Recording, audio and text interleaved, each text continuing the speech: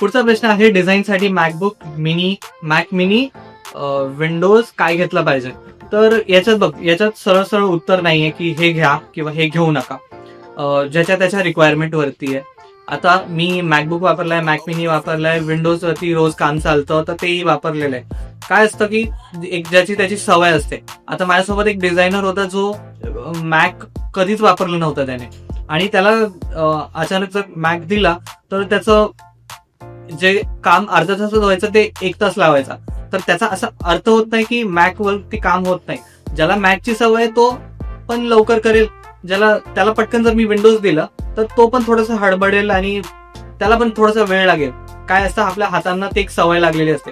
आपण विंडोज मध्ये सुद्धा दुसऱ्याचा लॅपटॉप जरी वापरायला घेतला तरी आपल्याला थोडासा एक वेळ लागतो. कुठलं बटन कुठे आहे, माऊस, हे थोडाफार एक अंदाज यायला ना थोडासा वेळ लागतो. तर त्याचं उत्तर एक सरळ सरळ असं नाही की मॅकबुक घ्या, मॅक मिनी घ्या किंवा विंडोज घ्या. याच्यावरती असं आहे की मॅकबुक किंवा ऍपलचे प्रॉडक्ट थोडेसे महाग आहेत पहिली गोष्ट.